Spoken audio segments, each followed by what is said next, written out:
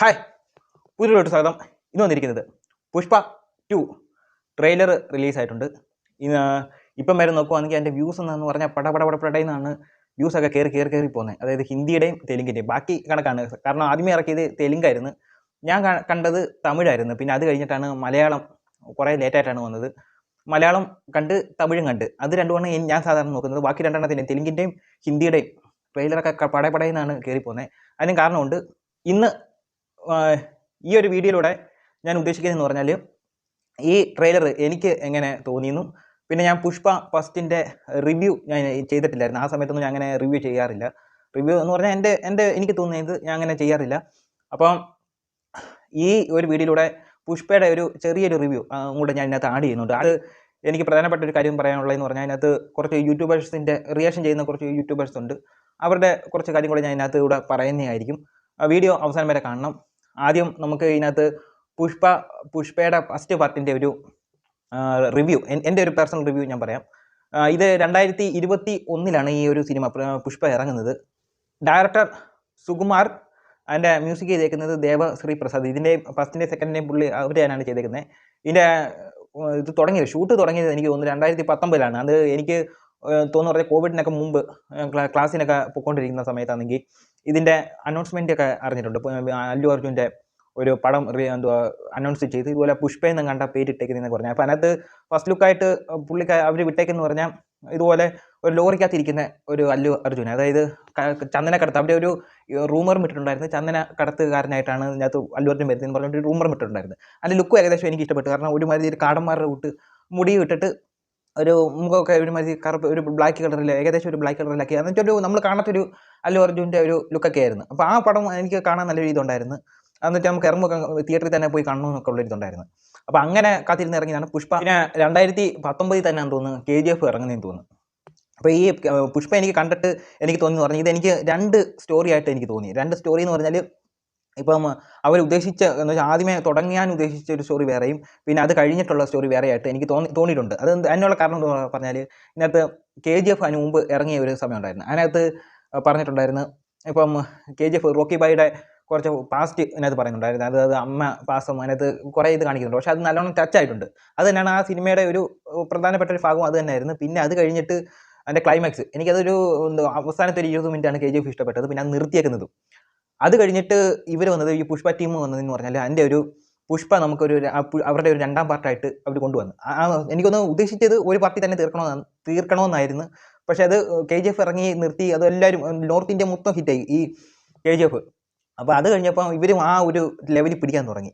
അതായത് പുഷ്പ ടീം പിടിക്കാൻ തുടങ്ങിയിട്ട് അത് ഇന്നത്തെ ഈ പടത്തിൽ നല്ലോണം അറിയാറുണ്ട്. അതായത് പുഷ്പയ്ക്ക് അത് നല്ലോണം അറിയാറുണ്ട്. അത് ഞാൻ പറയാം.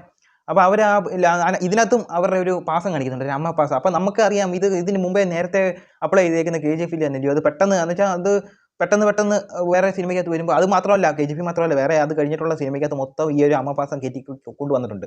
അപ്പോൾ അത് കഴിഞ്ഞിട്ട് ഇവർ പുഷ്പ റിലീസാക്കി കഴിഞ്ഞപ്പം എൻ്റെ ഒരു പേഴ്സണൽ അഭിപ്രായം പറയുകയാണെങ്കിൽ ഫസ്റ്റ് ഹാഫ് എനിക്ക് നല്ല രീതിയിൽ എന്ന് പറഞ്ഞാൽ അതിനകത്ത് ആക്ഷൻ സീനൊക്കെ എടുത്ത് ആക്ഷൻ സീനൊക്കെ എടുത്ത് എനിക്ക് ഒട്ടും ഇഷ്ടപ്പെടാത്ത സീനാണ്. ലോജിക്കലി പ്രത്യേകിച്ച് ആ ചന്ദനമൊക്കെ എടുത്ത് കളയുന്നതൊക്കെ ഒരു സീനുണ്ടല്ലോ, ഇതുപോലെ ഇൻസ്പിറേഷൻ വരുമ്പോൾ എടുത്ത് കളയുന്നുണ്ടല്ലോ, അതൊക്കെ എനിക്ക് ഇതായിട്ടാണ് തോന്നിയത്. എന്ന് വെച്ചാൽ ചന്ദനം എടുത്ത് മേളിൽ കെട്ടിയിരുന്നത് അതൊക്കെ ബോറായിട്ട് തോന്നി. അല്ലാതെ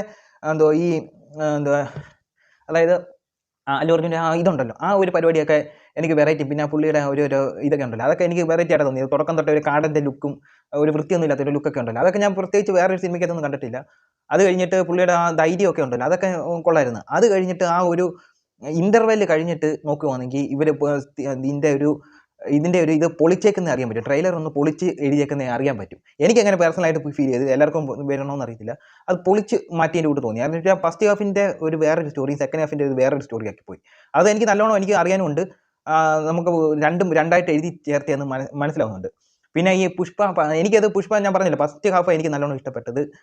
ആക്ഷനൊന്നുമല്ല. സെക്കൻഡ് ഹാഫ് വെറും ഒരു തെലുങ്ക് പടം എന്ന് വെച്ചാൽ അളിഞ്ഞ ഒരു തെലുങ്ക് പടം കാണുന്ന ഒരു ഫീലിംഗ് ഉള്ളൂ. അതായത് നായകൻ കയറി അങ്ങ് പെട്ടെന്ന് ഒരു കൊമ്പത്തെ ആളാവുകയും അത് കഴിഞ്ഞിട്ട് ഒരു കൂട്ടം ജനങ്ങളുടെ ഒരു നേതാവായിട്ട് മാറുന്നതൊക്കെ ഉള്ള ഒരു സ്റ്റോറി. അത് എല്ലാ തെലുങ്ക് പടത്തിലും, ഈ പുഷ്പയ്ക്കകത്ത് മാത്രമല്ല, പഴയ വിജയുടെ ഒരു 10 വർഷം മുമ്പ് വിജയ് ചെയ്തുകൊണ്ടിരുന്ന ക്യാരക്ടർ മൊത്തം എടുത്ത് നോക്കുകയാണെങ്കിൽ അതൊക്കെ സമയം ഒരു ജനക്കൂട്ടത്തിൻ്റെ ഒരു ലീഡറായിട്ട് വിജയ് നിന്ന് പോരാടുന്നൊക്കെ ഒരു ഇതുണ്ടല്ലോ, അതിൻ്റെ കൂട്ട് വേറൊരു രീതിയിൽ. എന്നുവെച്ചാൽ KGF-നകത്തും ആ ഒരു ജനങ്ങളുടെ ഒരു നേതാവായിട്ട് നിൽക്കുന്നതിൻ്റെ കൂട്ട് ഇവരെടുത്ത് മാറ്റിയ പുഷ്പ എടുത്ത് അങ്ങ് മാറ്റി. അതായത് റോക്കി ബായും പുഷ്പയും അവർ രണ്ടുപേരും കൂടെ വേറൊരു രീതിയിലോട്ടും മാറി. എന്നിട്ട് അങ്ങനെ കൊണ്ടുവന്ന് അതിനിട്ട് ഇപ്പം ട്രെയിലർ റിലീസായി. അത് കണ്ടിട്ട് എനിക്ക് തോന്നിയത് ഞാൻ പറഞ്ഞു പുഷ്പ എനിക്ക് ഒരു പുഷ്പ ഫസ്റ്റ് എനിക്കൊരു ആവറേജ് എന്ന് പറഞ്ഞാൽ ഫസ്റ്റ് ഹാഫ് എനിക്ക് നല്ലോണം ഇഷ്ടപ്പെട്ടു. സെക്കൻഡ് ഹാഫ് എനിക്ക് ഒട്ടും ഇഷ്ടപ്പെട്ടിട്ടില്ല. എന്തൊക്കെ കൊണ്ടായിരുന്നു ഞാൻ പ്രത്യേകിച്ച് നാഷണൽ അവാർഡ് ഇത് എന്തിനാ നാഷണൽ അവാർഡ് കൊടുത്തതെന്ന് വരെ തോന്നിപ്പോയി. എനിക്കൊന്ന് രാഷ്ട്രീയമായിട്ട് കെട്ടിപ്പിടിച്ചതിൻ്റെയും പിന്നെ അതിൻ്റെയൊക്കെ വെച്ചായിരിക്കും നാഷണൽ അവാർഡ് കൊടുത്തത്. അപ്പം രാഷ്ട്രീയക്കും കൊടുക്കണ്ടായിരുന്നു. എന്താ വെച്ചാൽ പ്രത്യേകിച്ച് ഒരു സപ്പോർട്ടിങ് ആക്ട്രസ് ആയിട്ടെങ്കിലും കൊടുക്കണ്ടായിരുന്നു. അതായത് അല്ലു അർജുൻ കെട്ടിപ്പിടിച്ചപ്പോൾ സപ്പോർട്ട് ചെയ്ത് നിന്നതിന് ഒരു സപ്പോർട്ടിങ് ആർട്ടിസ്റ്റ് ആയിട്ടെങ്കിലും കൊടുക്കേണ്ടതായിരുന്നു നാഷണൽ അവാർഡ്. അത് കൊടുത്തില്ല. ഇനി ഇതിനകത്ത് കൊടുക്കുമായിരിക്കും. ഇനി നമുക്ക് പുഷ്പ 2ൻ്റെ ട്രെയിലറിൻ്റെ ഒരു റിവ്യൂ അല്ല റിയാക്ഷൻ നമ്മൾ വീഡിയോ കാണിക്കുന്നില്ല. ഒരു കാര്യം കൊണ്ട് പറയാൻ പോയി. ഈ പുഷ്പ 2 നിർത്തിയേക്കുന്ന ഒരു പരിപാടി ഉണ്ടല്ലോ. അതായത് എന്താ റോക്കി ബായ് വന്ന് അവിടുത്തെ KGF-ൻ്റെ ഒരു നേതാവ് വന്നത് അത് സെക്കൻഡ് പാർട്ടിന് വേണ്ടി ഉള്ള ഒരു വെയിറ്റിംഗ് നിർത്താതാണ് ആ ഒരു പുഷ്പ നിർത്തിയേക്കുന്നത്. അത് എനിക്കും തോന്നി അത് ഒരു പാർട്ടി തന്നെ കൊണ്ട് നിർത്താവല്ലോ എന്ന് എനിക്ക് പുഷ്പ കണ്ടപ്പോഴും തോന്നി. പിന്നെ അവർ ഈ KGF-ൻ്റെ കൂട്ടായിരിക്കും പബ്ലിസിറ്റി കൊടുക്കാൻ തീരുമാനിച്ചത്. അതുകൊണ്ട് അത്ര ഹൈപ്പ് ഫസ്റ്റിന് കിട്ടിയിട്ടില്ലായിരുന്നു, അതായത് ക്ലൈമാക്സിൽ. അത് കഴിഞ്ഞിട്ട് ഇപ്പം ഈ അടുത്ത ഇടയ്ക്ക് അവർ മാറ്റി അവരുടെ ഒരു ബിസിനസ് ടെക്നിക്കായിരിക്കാം. ഒരു റിലീസ് ഇത് ചെയ്തിട്ട് ഈ വർഷം വരും എന്ന് പറഞ്ഞിട്ട് മാറ്റി വേറെ ലെവലോട്ട് കൊണ്ടുപോകുന്നത് അവരുടെ ബിസിനസ് ടെക്നിക്കായിരിക്കും. അത് എനിക്കറിയേണ്ട കാര്യമില്ല. അപ്പം പുഷ്പ 2ൻ്റെ ട്രെയിലർ എനിക്ക് കണ്ടിട്ട് തോന്നിയെന്ന് പറഞ്ഞാൽ ആ ഇത് തന്നെ KGF 2-നകത്ത് എങ്ങനെയാണോ റോക്കി ബായ് അപ്ലൈ ചെയ്തേക്കുന്നത് അതേപോലെ തന്നെ ഇതിനകത്തും കാണിച്ചു വെച്ചിട്ടുണ്ടെന്നാണ് എനിക്ക് തോന്നിയത്. ഇതിനകത്തെ ചില സീനുകളൊക്കെ കണ്ടിട്ട് ചില സീനുകൾ, അതായത് പിന്നെ പ്രത്യേകിച്ച് ഒരു കാര്യം പറയാനുള്ളതെന്ന് പറഞ്ഞാൽ ഇതിനകത്തൊരു ഒരു പ്രത്യേകിച്ചൊരു ഇതില്ല എന്ന് വെച്ചാൽ ഒരു ടൈറ്റിൽ കാർഡ് എന്ന് വെച്ചാൽ അല്ലു അർജുന് ഓരോ സിനിമയ്ക്കും ഓരോ ടൈറ്റിൽ കാർഡാണ് കൊടുക്കുന്നത്. പ്രത്യേകിച്ച് ഏതെങ്കിലും ഒരു ടൈറ്റിൽ കാർഡ് ഉറച്ചു നിൽക്കുക. ഇപ്പോൾ ഇതിനകത്ത് ഐക്കൺ സ്റ്റാർ എന്ന് പറഞ്ഞിട്ടാണ് പുള്ളിയെ കാണിച്ചിരിക്കുന്നത്. പുള്ളിയുടെ പിന്നാണ്ട് ഈ ഒരു പരിപാടി ഉണ്ടല്ലോ ഇങ്ങനെ നിൽക്കുന്നത്, അത് ഒരു ആർട്ടിഫിഷ്യലായിട്ട്. കാരണം ഫസ്റ്റിനകത്ത് പുള്ളി ഇങ്ങനെ കാണിച്ചേക്കുന്ന ആ ഒരു ഇതിനകത്ത് മസിൽ പിടിച്ച് ഇങ്ങനെ നിൽക്കുന്ന ആ ഒരു ഫീലിംഗ് എനിക്ക് ചില സീനിലൊക്കെ തോന്നിയിട്ടുണ്ട്. ഇതിനകത്ത് പിന്നെ KGF 2-നകത്ത് സ്വർണം എടുക്കുന്നത് പോലെ ആണെങ്കിൽ ഇതിനകത്ത് പൈസയുടെ പരിപാടിയാണെന്ന് തോന്നുന്നു. പൈസയും കൊണ്ട് ഇയാൾ കുറച്ച് ഡയലോഗൊക്കെ ഉണ്ട്. 1 രൂപയാണെന്നെങ്കിലും ഇയാൾ 7 കടൽ കടന്നിട്ടായാലും ഇയാൾ പിടിക്കുന്ന പറഞ്ഞാൽ അയാളുടെ ഡയലോഗ് കൃത്യമായിട്ട് അതല്ല, ഏകദേശം അത് തന്നെ അതേപോലത്തെ ഡയലോഗൊക്കെ കേട്ടിട്ടുണ്ട്. കറക്റ്റ് നാടകം ഡയലോഗിൻ്റെ കൂട്ടൊക്കെയാണ് എനിക്ക് അത് മലയാളം കേട്ടിട്ട് തോന്നിയത്. പിന്നെ അല്ലു അർജുൻ്റെ സിനിമ നമ്മൾ മലയാളത്തിൽ കണ്ടിട്ട ഇതായത് എനിക്ക് ഏറ്റവും ഇഷ്ടപ്പെട്ട പുള്ളിയുടെ ഹാപ്പിയും പിന്നെ ആര്യ 2 എനിക്ക് ഇഷ്ടപ്പെട്ടു. പ്രത്യേകിച്ച് ആര്യ 2-ൻ്റെ ആ ക്ലൈമാക്സ് ഒക്കെ എനിക്ക് നല്ല രീതിയിൽ ഇഷ്ടപ്പെട്ട ഒരു സാധനമാണ്. എന്നുവെച്ചാൽ ആ സമയത്ത് ഞാൻ 10ാം ക്ലാസ്സിൽ പഠിക്കുന്ന സമയത്ത് ആര്യ 2 ഒക്കെ ഇറങ്ങുന്നത്. അത് കഴിഞ്ഞിട്ട് ഇതെനിക്ക് എനിക്ക് സാറ്റിസ്ഫൈഡ് അത്രയായിട്ടില്ല. മൊത്തം കത്തി ഫൈറ്റൊക്കെ കാണിച്ച് വെച്ചേക്കുന്നത്. എന്നുവെച്ചാൽ നമുക്ക് ലോജിക്ക് ഇപ്പം ഞാൻ കുറച്ച് യൂട്യൂബേഴ്സിൻ്റെ കാര്യം ഞാൻ അവസാനം പറയാം. ഇതിനകത്ത് ഒരാളെ എടുത്ത് തോളെ വെച്ചിട്ട് ശക്തിമാൻ കറങ്ങിയൊക്കെ വരുന്നുണ്ട്. ഇതൊക്കെ ആര് ലോജിക്ക്, ഏത് ലോജിക്ക് നമ്മൾ ചിന്തിക്കണമെന്ന് പറഞ്ഞാൽ എന്നുവെച്ചാൽ ഈ ഇപ്പോഴും മാറാതെ നിൽക്കുന്ന ഒരു ഇതെന്ന് പറഞ്ഞാൽ തെലുങ്ക് ഇൻഡസ്ട്രി മാത്രമേ ഉള്ളൂ. ബാക്കിയുള്ള തമിഴൊക്കെ എന്നേ മാറി. തമിഴൊക്കെ പണ്ടത്തെ വിജയുടെ സിനിമ എടുത്ത് നോക്കിക്കഴിഞ്ഞാൽ വിജയുടെ മാത്രമല്ല രജനി കാറ്റടിക്കുമ്പോൾ പറന്നു പോകുന്നതും ആ ഒരു പരിപാടിയൊക്കെ ഉണ്ടായിരുന്നു. അതൊക്കെ മാറ്റി ഇപ്പോൾ റിയലിസ്റ്റിക് ആയിട്ട് പോലത്തെ ഫൈറ്റുകളൊക്കെ കൊണ്ടുവരാൻ തുടങ്ങി. ഇപ്പോഴും അവിടെ തന്നെ പിടിച്ചുകൊണ്ടിരിക്കുന്ന തെലുങ്കന്മാരേ ഉള്ളൂ. പിന്നെ ഇതിനകത്ത് പൈസയുടെ പിന്നെ പുള്ളി ഒളിച്ചു കളിയൊക്കെ ഉണ്ട് ഇതിനകത്ത് കാണിക്കുന്നുണ്ട്. ട്രെയിലർ എനിക്ക് തോന്നിയെന്ന് പറഞ്ഞാൽ ഓരോ സ്ഥലത്ത് പുള്ളിയിലെ ശിവൻ്റെ അർദ്ധനാരീതികളുടെ ഒക്കെ കൂട്ടൊക്കെ വരുന്ന സീനുണ്ട്. അതൊക്കെ എന്ന് പറഞ്ഞാൽ നോർത്ത് ഇന്ത്യക്കാരെ കോരിത്തിരിപ്പിക്കാൻ വേണ്ടിയുള്ള സീനൊക്കെ ആയിട്ടാണ് എനിക്ക് തോന്നിയത്. ഇത് 2 സ്ഥലത്ത് ഈ ഒരു സ്റ്റേറ്റിൽ ഈ പടം നല്ല ഹിറ്റായിരിക്കും. ഒന്ന് തെലുങ്ക്, ഒന്ന് നോർത്ത് ഇന്ത്യയിലൊക്കെ. കാരണം അതേപോലെ ഉള്ള ഒരു മേക്കിംഗ് അതിനകത്ത് കൊടുത്തത്. കളർ ഗ്രേഡിംഗ് ഒക്കെ എനിക്ക് തോന്നുന്നു നോർത്ത് ഇന്ത്യക്കാരുടെ ഒരു കളർ ഗ്രേഡിംഗ് പോലെ എനിക്ക് തോന്നിയിട്ടുള്ളത്. അവരെ ഫോക്കസ് ചെയ്താൽ ഇത് സാധാരണ ഇറക്കിയിട്ടുള്ളത് എനിക്ക് കണ്ടിട്ട് അങ്ങനെ തോന്നിയത്. മൊത്തവും കത്തി. എനിക്ക് ഇത് സാറ്റിസ്ഫൈഡ് ആയിട്ടില്ല. ഇനി പറയുന്നതെന്ന് പറഞ്ഞാൽ കുറച്ച് യൂട്യൂബേഴ്സ് ഉണ്ട്. എന്ന് വെച്ചാൽ ഞാൻ സ്ഥിരമായിട്ട് ഫോളോ ചെയ്യുന്ന യൂട്യൂബേഴ്സൊക്കെ തന്നെ അവർ ഇതുപോലത്തെ റിയാക്ഷൻ ചെയ്തിട്ടുണ്ട്. അതിനകത്ത് എല്ലാവർക്കും അറിയാവുന്നതാണ് ഷാസം ആ ചേട്ടൻ റിവ്യൂ ചെയ്ത് ഇതുപോലെ റിയാക്ഷൻ ചെയ്തിട്ടുണ്ട്. ഈ കിഴി അതിനകത്ത് അവർ റിയാക്ഷൻ ചെയ്തിട്ടുണ്ട്. അതിനകത്ത് എനിക്ക് ഫിലിപ്പ് എന്ന് പറയുന്ന ആ ചേട്ടനെ എനിക്ക് നല്ല ഇഷ്ടമാണ്. ബാക്കിയുള്ള മറ്റേ പുള്ളി ഇച്ചിരി ഓവറാണ്. പിന്നെ അത് കഴിഞ്ഞിട്ട് JM ജേർണി ചെയ്തിട്ടുണ്ട്, റീലോഡ് മീഡിയ ചെയ്തിട്ടുണ്ട്. പിന്നെ നിഖിൽ എന്ന് പറയുന്ന ആ ചേട്ടൻ എൻ്റെ റിയാക്ഷൻ അല്ല ഒരു റിവ്യൂ പറഞ്ഞിട്ടുണ്ട്. അത് കഴിഞ്ഞിട്ട് ഉണ്ണീസ് ബ്ലോഗിൻ്റെ അതിനകത്ത് ഞാൻ കാണുന്നിടം വരെ വന്നിട്ടില്ല. അത് പിന്നെ ഇത്രയും പേരുടെ വന്നിട്ടുണ്ട്. ഇതിനകത്ത് സീക്രട്ട് ഏജൻറ്റിൻ്റെ വന്നിട്ടുണ്ട്, ആദിത്യൻ ചെട്ടിയാറിൻ്റെ വന്നിട്ടുണ്ട്. ഇവരുടെയൊക്കെ ഞാൻ ഫോളോ ചെയ്യുന്ന യൂട്യൂബേഴ്സാണ്. പക്ഷേ നമ്മളൊന്നും അത്ര ആയിട്ടില്ല. എങ്കിലും ഇവരുടെ പൊതുവെ ഇവരൊക്കെ പറയുന്നത് നമ്മളെങ്ങനെ വിശ്വസിക്കണമെന്ന് പറഞ്ഞുകൊണ്ടാണ് ഞാനിപ്പം ഇതിൻ്റെയൊക്കെ റിയാക്ഷൻ കണ്ടിട്ട് എനിക്ക് തോന്നിയത്. കാരണം ഇവരൊക്കെ ഓരോ റിവ്യൂവിൽ ഓരോ കാര്യങ്ങളാണ് പറയുന്നത്.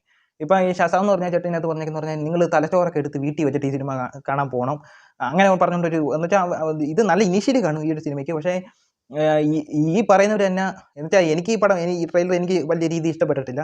പക്ഷേ പുള്ളി പറയുന്നതെന്ന് പറഞ്ഞാൽ ഇതിനെ സപ്പോർട്ട് ചെയ്തുകൊണ്ട് എന്ന് വെച്ചാൽ ഈ പടം അടിപൊളി ട്രെയിലർ എന്ന് പറഞ്ഞാൽ എല്ലാവരും പറഞ്ഞേക്കുന്നത്. ഇത് ഇവർ പറയുന്നത് എങ്ങനെ നമ്മൾ വിശ്വസിക്കും? ഇപ്പോൾ എനിക്ക് തോന്നിയെന്ന് പറഞ്ഞാൽ ഞാനിപ്പോൾ ഒരു റിവ്യൂ ഞാൻ എനിക്ക് ഇതാകുന്നതെന്ന് പറഞ്ഞാൽ ഇഷ്ടമെന്ന് പറഞ്ഞാൽ നമ്മൾ ഒരു സിനിമ കണ്ട് ഞാൻ ഈ സാധാരണ സിനിമ കണ്ടിട്ടേ ഇവരുടെയൊക്കെ റിവ്യൂ കാണാറുള്ളൂ.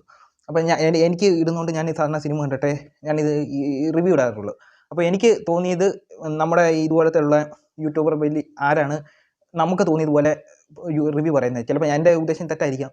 അപ്പോൾ അതേപോലെ നമുക്ക് സാമ്യമായിട്ട് തോന്നിയ കുറേ യൂട്യൂബേഴ്സുമാർ പറയാറുണ്ട് റിവ്യൂർ. അതിനകത്ത് ഏറ്റവും ഇഷ്ടപ്പെട്ടതാണ് കോക്ക് സാറിൻ്റെയും പിന്നെ മൺസൂൺ മീഡിയയുടെയും. ഇവരെ വെല്ലാൻ വേണ്ടി ഒരു റിവ്യൂ വേറെ വന്നിട്ടില്ല. ഇവർ കറക്റ്റ് കാര്യം നമ്മൾ ഉദ്ദേശിക്കുന്ന നമ്മൾ എന്തൊക്കെ ഫോളോ ചെയ്യുന്നു. ഞാൻ ഒരു സിനിമ ഫോളോ ചെയ്യുന്ന പറഞ്ഞാൽ എൻ്റെ തുടക്കം തൊട്ടുള്ള കാര്യങ്ങൾ മൊത്തം ഫോളോ ചെയ്യും. ഒരു വർക്ക് എന്ന് പറഞ്ഞാൽ ഒരു ടീം വർക്ക് എന്ന് പറഞ്ഞാൽ അത് മൊത്തം ഫോളോ ചെയ്തിട്ടേ ഒരു സിനിമ ഇഷ്ടമാണെന്ന് പറയത്തുള്ളൂ. ഇതിൻ്റെ ഈ പുഷ്പ 2 എന്ന് പറഞ്ഞാൽ ആക്ഷൻ സീക്വൻസ് അതൊന്നും എനിക്ക് ഒട്ടും മാച്ചായിട്ടില്ല. പിന്നെ ഈ ദേവസി പ്രസാദിൻ്റെ കാര്യം ഇപ്പോൾ നമ്മൾ കങ്കുവ കണ്ടതാണല്ലോ.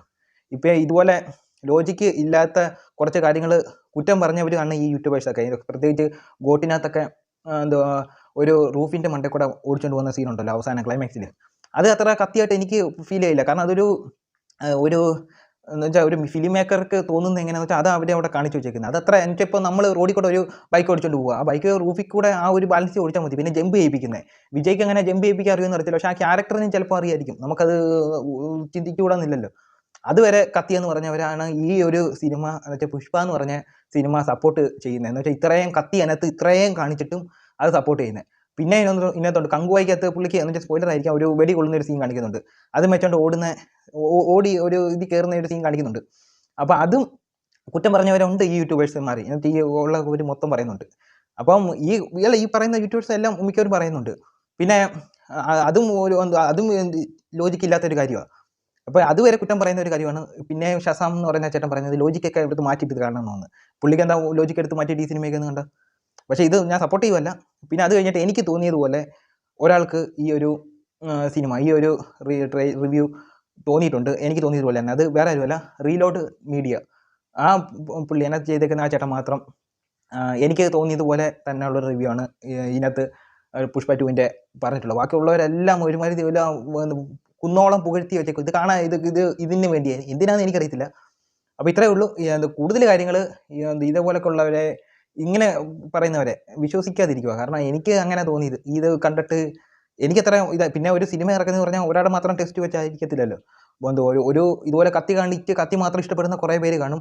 അത് ഭൂരിഭാഗം പേര് ആ കത്തി കാണിക്കുന്നവരുടെ കൂടെ ആണെങ്കിൽ ആ പടം ഹിറ്റ്. അങ്ങനെയല്ലേ ഒരു പടം ഹിറ്റാകത്തുള്ളൂ. അപ്പോൾ ഇത്രയേ ഉള്ളൂ. എനിക്ക് ഒരു പുഷ്പ 2 ഒരു മോശം ട്രെയിലറായിട്ടാണ് എനിക്ക് പേഴ്സണലി ഫീൽ ചെയ്തത്. അപ്പോൾ ഇത്രയേ ഉള്ളൂ. അടുത്തൊരു വീഡിയോ ആയിട്ട് വരുന്നത്. ബൈ. ചാനൽ സബ്സ്ക്രൈബ് ചെയ്യണേ.